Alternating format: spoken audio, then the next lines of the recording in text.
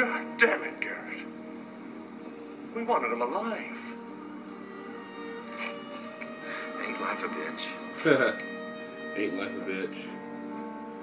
Well, there you go. That's the very ending, I believe, of the... This is the new Simple Review. STS here, ladies and gentlemen. Welcome to Simple Review. And this music is god-awful. This is the credit scene. Oh, this music is terrible. But that's the closing minutes of the movie, what we're going to do for the Simple Review today. The Hitman with Chuck Norris. And this is going to be a simple review / rant. This film, when I got this, when I borrowed this, I was like, you know, I need to get some Chuck Norris films. I got another Chuck Norris film, which I don't know if I'm going to watch or not. I mean, this is directed by Aaron Norris, his little brother. And it's basically a low, medium budget film, because also Canon Video, that's the distributors, that he was a master, like all these movies he's in. But I thought this was one of his great. I mean, it says it's 3.5 stars, and in the back it says it's a 4-star action movie with Chuck Norris. I've seen many Chuck Norris movies before; they're very good. This though, The Hitman, not really so much. But there's some good parts, yes. But let's just see. I mean, I love the story here. But then again, okay, it starts out, which I'm not gonna say. This is gonna be a quick one. I'm gonna try to be quick here because I really didn't pay. I pay attention to it, but nothing really much comes out of this. It all starts with Chuck Norris, who's with his buddy, and they go do some like random going after a gang or something. And Chuck Norris, by the way, he looks like Alex Trebek or something. But then he gets screwed over by his crooked partner, who's Ronnie Delaney, which is played by Michael Parks, and he shoots and he dies. Well, after that, one reason why I did not look at this film more is because he's just in the hospital for some reason. There's no hospital, there's no ambulance going after him, nothing, no. And then he just gets out of it, and then he survives, and then he's in the hospital, so he made it. He beat death. He died and he came back alive. And then it just cutscenes to this gangster of the Lugini, I think that's what it is. Marco Lugini, I think it is. I think it was. And he's just talking to someone else, and then there's some guy in the background like, I need Krogan. Krogan's going to do the job. And he becomes, and also this is his look too. So when the movie first is out, when he comes out, is when he gets killed. Well, thinks that his crooked partner thinks he kills him. He does not look like this.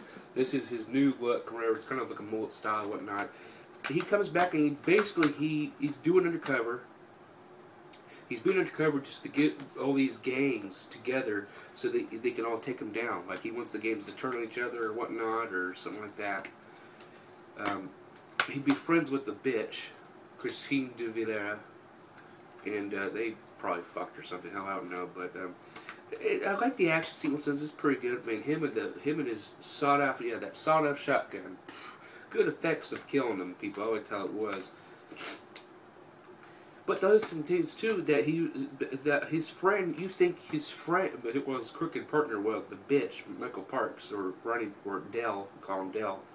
You think he'd be throughout this film, as a religious film, like, what he's doing. No, he doesn't even come up till the last 20 minutes of the film, which is like, okay, you just want to have him in the front and then this, but because he controls everything, they all work for him. So he's like, no, I'm gonna kill everybody else, which he does in the end. So, but I mean, it's just they kept on doing stuff like, well, how the hell did this happen and whatnot. But there's some stuff that I do like, I love the action sequences, and I love the sawed-off shotgun kills. And also, what they like about he lives in an apartment, and he sees this little black boy named Tim, and he keeps getting picked on. And he keeps getting picked on by these fucking white racist boys. And then across the street, the fucking damn dad is like, "Get on, beat that coon," and all that shit. Like, you racist motherfuckers. So Chuck, he sees it, and he ends up, oh yeah, because he went up there and late, and then Tim was just sleeping outside the apartments. Because his mom went to work and he lost his key or whatnot. So Chuck just says, no, you come in here, and you go in there and you sleep on the couch while I'll be in the bedroom, whatever. So he'll do that, and he ends up teaching him about self-defense. And then he shows that he likes airplanes, and then he lets him do, he say, you can come here anytime you want to, do the airplanes. Well, he does that, and then there's a scene, he fights one of those bastards, and it's a bitch too, because this guy's like, his dad's teeing him on, but then again he's getting his ass kicked, and then his dad just, come on, and he starts beating the hell out of him. So Chuck says, no, fuck, that's bad parenting here, and he just knocks him in the fucking face.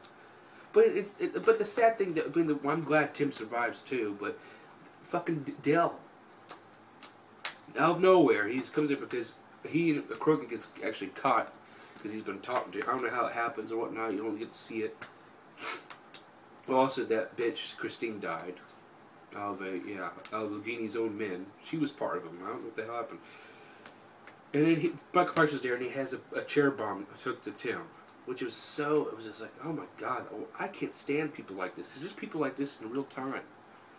Gangsters, you know, and anybody, psychotic motherfuckers. And he ended up blows up the bomb. And Tim's like he survives it. Oh, the scene when he's in the hospital, but he talked to his mom though. He's busted open. You know, he's like, it'll be okay, Mom. I'm ready to face my fears. And at the very end, though, but because there's another guy too, Lacrome, I think he is a Clone or something. Chamber. I don't know which one the guy is, but he ends up.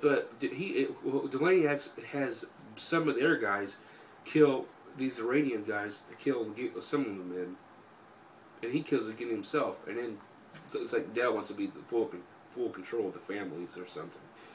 And then also here comes the one-man fucking army, one-man gang, Chuck Norris, Krogan, and he beat the fuck up. I mean, I love the shot with the sawed off, and he hits one of the Iranians with the head of the Iranians and stuff like that.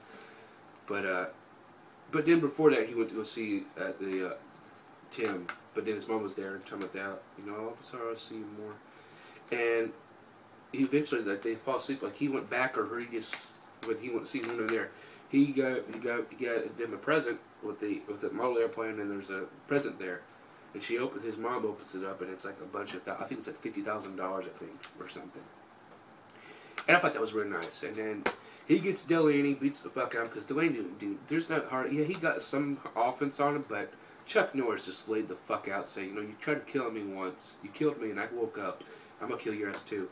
And then the detective comes in, I think his name's Chambers, because I think I mistaked his name, but they knew that Delaney was the guy, but they didn't do nothing. They wanted to get much of evidence on him or something. I don't know.